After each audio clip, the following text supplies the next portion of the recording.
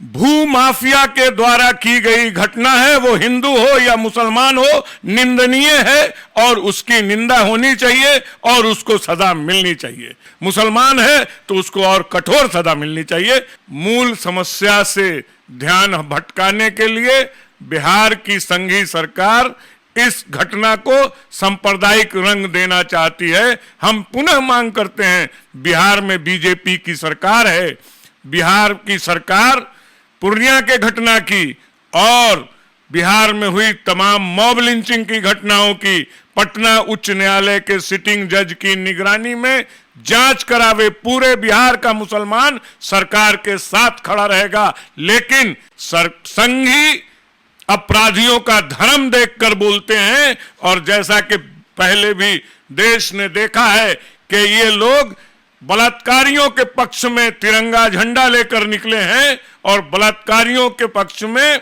भारत माता की जय का नारा लगाते हैं, और ये आरएसएस वाले बलात्कारी और हत्यारे को तिरंगा उड़ाते हैं पूरे देश।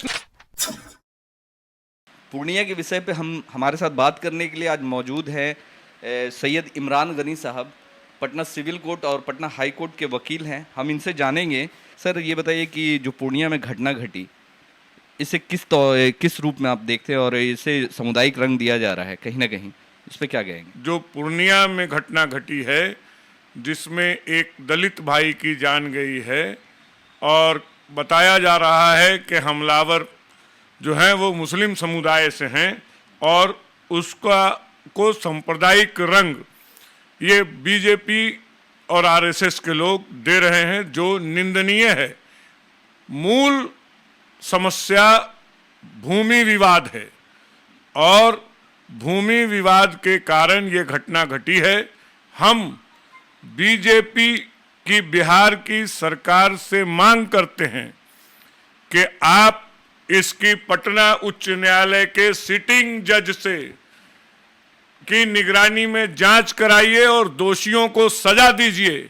और आप साथ साथ बिहार में हुई मॉब लिंचिंग की भी पटना उच्च न्यायालय के सिटिंग जज से जांच कराइए और दोषियों को सजा दीजिए। दोषियों का धर्म देखना संघियों का पेशा है। मुसलमान हर अपराधी को अपराधी मानता है और अपराधी को उसके अंजाम तक पहुंचाने की लड़ाई में सरकार का सहयोग देता है और अपराधियों को सिर्फ और सिर्फ अपराधी मानता है। मजहब में कहीं कोई हत्या और किसी भी तरह के अपराध की कोई गुंजाइश नहीं है।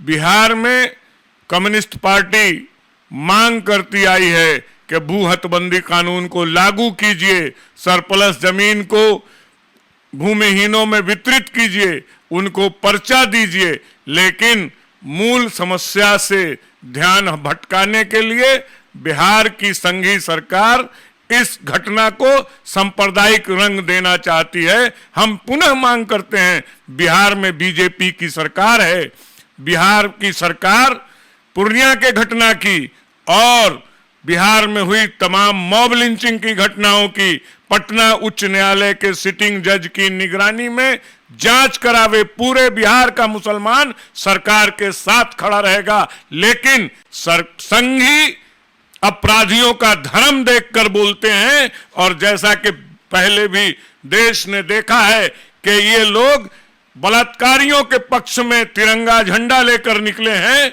और बलात्कारियों के पक्ष में भारत माता की जय का नारा लगाते हैं, और ये आरएसएस वाले बलात्कारी और हत्यारे को तिरंगा उड़ाते हैं। पूरे देश ने इस बात को देखा है और पूरे देश को इन लोगों ने दुनिया के सामने शर्मिंदा किया है। मुसलमान अपराधी को सिर्फ अपराधी मानता है। सरकार में हिम्मत है तो हाईकोर्ट के जज की निगरानी में पूर्णिया समेत बिहार में हुई मॉब लिंचिंग की और तमाम आपराधिक इस तरह की आपराधिक घटनाओं की जांच पटना उच्च न्यायालय के सिटिंग जज की निगरानी में करावे और अब दोषियों को सख्त से सख्त सजा दे। पूरा बिहार नहीं, पूरे हिंदुस्तान का मुस्लिम समाज सरकार के उस फैसले के साथ खड़ा रहेगा। एक मुसलमान होने के नाते मैं आपसे पूछना चाहता हूँ, मुस्लिम समुदाय को और मुस्लिम समाज को इस तरह की घटना के लिए क्या कहना चाहेंगे कि आगे इस तरह की घटना ना घट सके, ताकि मुस्लिम समाज, पहले से ही आप देख रहे हैं कि भारत में लगातार मुस्लिमों पे बहुत सारे आरोप लगते आ रहे हैं, खासकर इस तरह के मामले जब होते हैं तो और ज़्यादा उन्हें मुद्दा बनाया जाता है और इशू बनाया जाता है, तो क्या कहेंगे मुस्लिम समाज को कि इस तरीके की घटना आगे ना हो? देखिए, मुस्लिम समाज द्वारा की गई घटना है ऐसा मैं नहीं मानता। भू माफिया के द्वारा की गई घटना है, वो हिंदू हो या मुसलमान हो, निंदनीय है और उसकी निंदा होनी चाहिए और उसको सजा मिलनी चाहिए।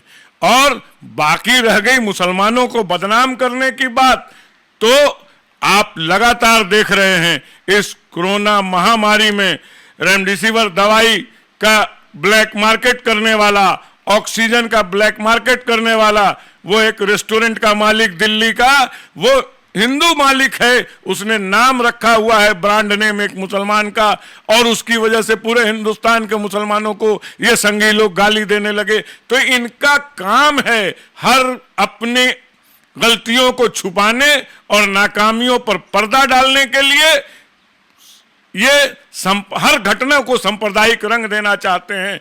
आप भी कोरोना महामारी में लाखों लोग देश के मरे हैं और उसमें भी ये लोग हिंदू मुसलमान कर रहे हैं और ये लोग उसमें भी मरने वालों की जातियां गिन रहे हैं।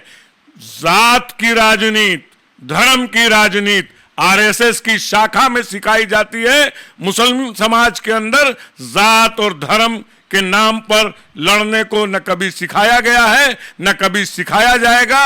और ये मुसलमान के द्वारा की गई घटना गलत बता रहे हैं, यह भू माफिया के द्वारा की गई घटना है और भू माफिया चाहे जिस धर्म का हो उसको सजा मिलनी चाहिए। मुसलमान है तो उसको और कठोर सजा मिलनी चाहिए। हम फिर मांग करते हैं, बिहार सरकार के अंदर हिम्मत है तो हाई कोर्ट जज की निगरानी में जांच करा के दोषी को सजा दे। पूरे हिंदुस्तान का मुसलमान बिहार सरकार के इस फैसले के साथ रहेगा।